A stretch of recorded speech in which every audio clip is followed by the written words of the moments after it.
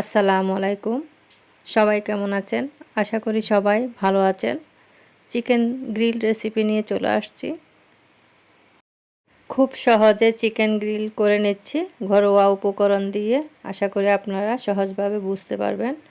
প্রথমে আমি মুরগিটাকে ভালোভাবে ফ্রেশ করে নিয়েছি। এখন টিস্যু দিয়ে মুরগির গায়ের পানিগুলো আমি মুছে নিয়েছি।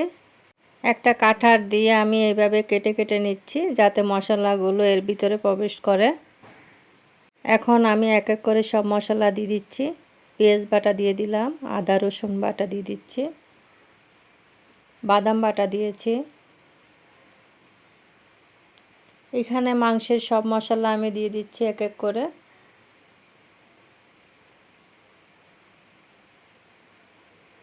এখানে আমি আচারের তেল দিয়ে দিয়েছি, আপনারা যে কোনো আচারের তেল দিয়ে দিতে পারবেন। টক দই দিয়ে দিয়েছি। সয়া সস এবং সরিষার তেল আমি একটু পরে দিচ্ছি। ভালোভাবে মশলাগুলো মিশিয়ে নিচ্ছি। আমি এখানে একটু ফ্রুট কালার দিয়ে দিব।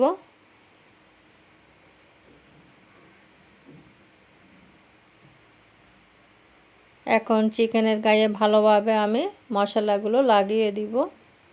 আবারও পানি বের হয়েছে, আমি শুকিয়ে নিচ্ছি টিস্যু দিয়ে।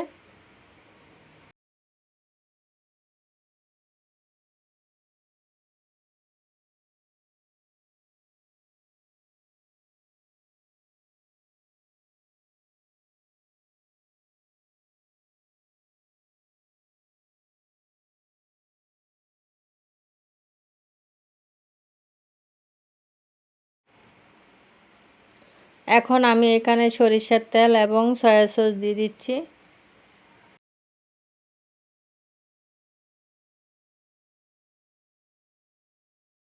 পাঁচ ছয় ঘন্টার জন্য আমি চিকেনটা রেখে দিব।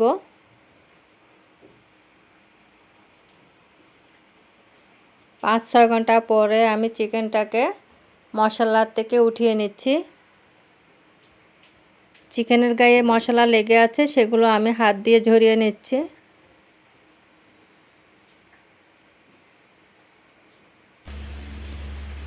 এখন চিকেনের হাত পাগুলো একটু বেঁধে দিব।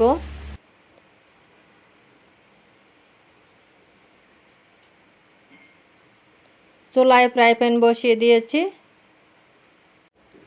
আমি সরিষার তেল দিয়ে ভেজে নিব।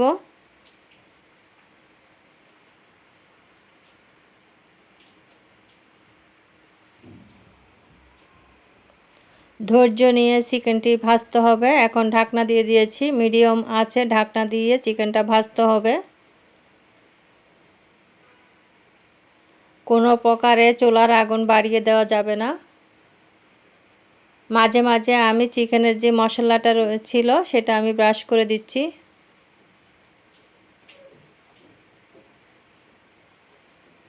আবারও ঢাকনা দিয়ে দিব।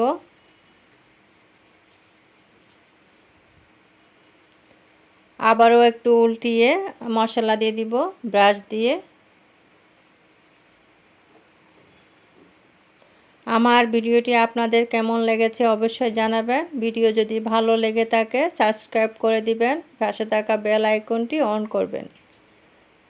পরবর্তী ভিডিও পেতে আপনাদের সুবিধা হবে। চিকেন গ্রিলটি সেদ্ধ হয়ে গিয়েছে। আমি অন্য আরেকটা কড়াইতে তেল দিয়ে এটাকে একটু কালো করে নেব। হয়ে গিয়েছে চিকেন গ্রিল। ভিডিওটি এখানে শেষ করব। সবাই ভালো থাকবেন। আল্লাহ হাফেজ। আসসালামু আলাইকুম।